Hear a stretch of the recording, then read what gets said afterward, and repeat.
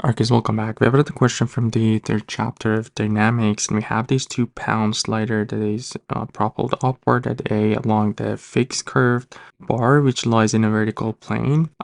If this slider is observed to have a speed of 10 foot per second as it passes B, so we are at this point where we know the speed is 10 foot per second. We need to determine in the A part the magnitude of the N, which is the normal force exerted on the fixed rod on the slider, and the rate at which the speed of the slider is decreasing. So we're talking about the rate of speed or the changes of the speed with respect to time, which is acceleration. And we're talking about two different directions in here, one normal and one tangential. So if we define our axis in here, maybe this one, we're going to call it N, and this will be T. So we have the N direction, which is the normal to the slider, and the T would be the tangential. So as always, we start with the free body diagram of the slider at B.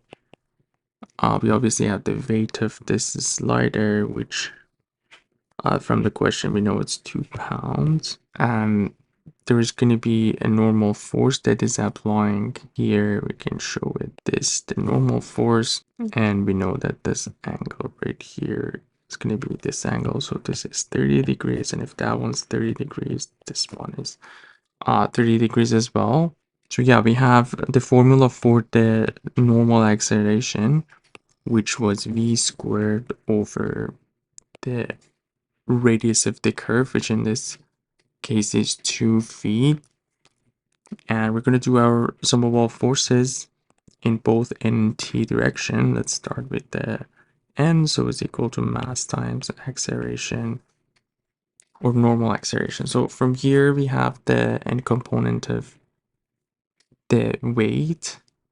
We obviously have the N, which is along the N axis, so N plus the N component of the weight. If we resolve it in 2, this is going to be the N component.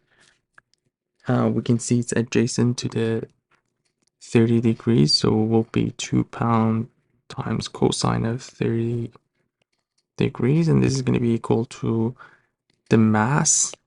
Keep in mind that we have the weight, so we have divide that by g to get the mass. We know W is equal to mg, and our g in here would be 32.2 because our units are in feet times we already have the speed at point B, which is 10 foot per second, so 10 squared over the radius, as we talked about, it's 2 feet, and that's how we can find the normal force, which is the answer for the A part of the question. So basically, so it's going to be 100 divided by 32.2,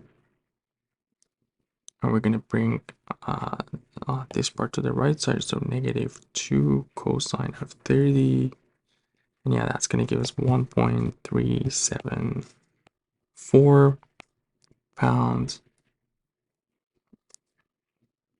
as the force for the N. And the at B part we have to find the rate at which the speed of the slider is decreasing, so we are talking about the tangential force now. So sum of all forces in T is equal to, again, mass times acceleration, or I should say deceleration in this specific example. So the force that we have obviously is in the opposite of the direction, so it's going to be negative 2 this time sine of 30 degrees. We're going to have the same mass, 2 over 32.2 times AT. So the AT would be negative. This will be 1 sine of 30 is 0.5. So 32.2 divided by 2, which is 16.1 foot per second squared. And that's going to be our deceleration or answer for the B part. Hope everything was clear. Let me know if you guys have any questions. You guys take care. I'll see you in the next one.